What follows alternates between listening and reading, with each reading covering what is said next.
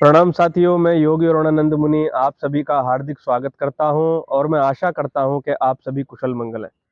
साथियों, आज सुबह मेरे पास एक फ़ोन आया था जिसमें किसी ने मुझसे पूछा था, मिर्गी रोग यानी एपिलेप्सी का उपचार क्या है? मिर्गी रोग को गुजराती भाषा में खैंच रोग भी कहा जाता है।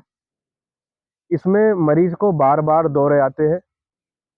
जिस समय दौरे आते हैं, उस समय रोगी का शरीर अकड़ जाता है, चेहरे की आकृति बदल जाती है, मुट्ठियाँ बंद हो जाती हैं।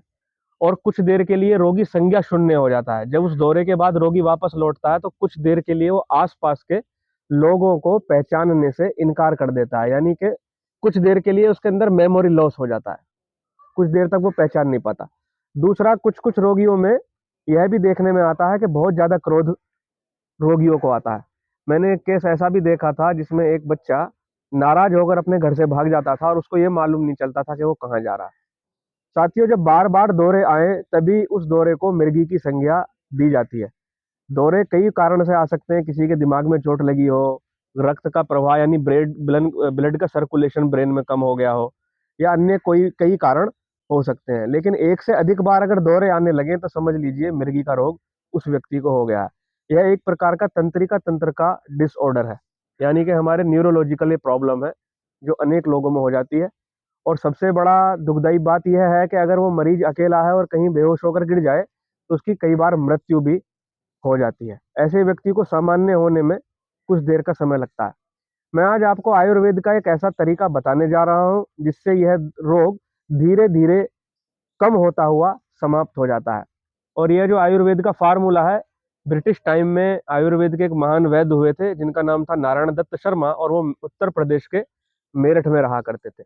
उन्होंने एक स्थान पर लिखा है, ब्राह्मी रसश्च मधुनाम सर्व अपस्मार विनाशकम।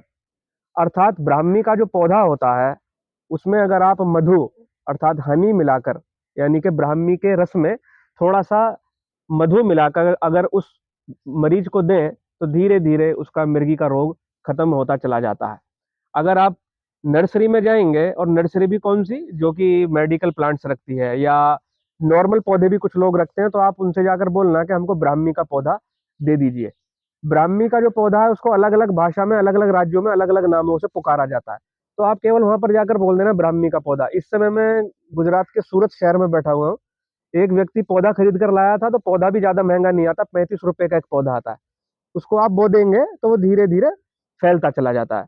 आपको क्या करना है, उस पौधे की पत्तियाँ लेनी है कुछ और उसका रस निकाल लेना। आप सिलबट्टे पर पीस लो, पत्थर पर या कपड़े में निचोड़ लो। उसके बाद थोड़ा-सा मधु, शहद मिलाकर उस व्यक्ति को सुबह-शाम यानी 2 समय पिलाना है। सुबह खाली पेट पिला सकते हैं और शाम को खाना खाने के 4 से 5 घंटे बाद उसको पिला सकते हैं। एक बात का विशेष ध्यान देना है, कभी-कभी ऐसा होता है जब आप मिर्गी के रोगी को वो दवाई पिलाएँगे, तो कभी-कभी कुछ देर के लिए उसको बिजली का झटका सा लग सकता है, उसका शरीर फ्रीज़ हो सकता है, तो घबराना नहीं है।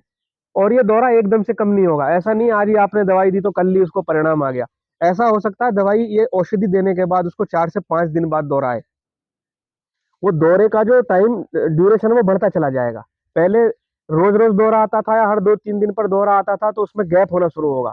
8 दिन में आएगा, 7 दिन में आएगा, 5 दिन में आएगा और धीरे-धीरे, धीरे-धीरे कम होता-होता पूरी तरह से कम हो जाएगा। इस फ़ॉर्मूले को अपनाएँ, बहुत सरल सा फ़ॉर्मूला है।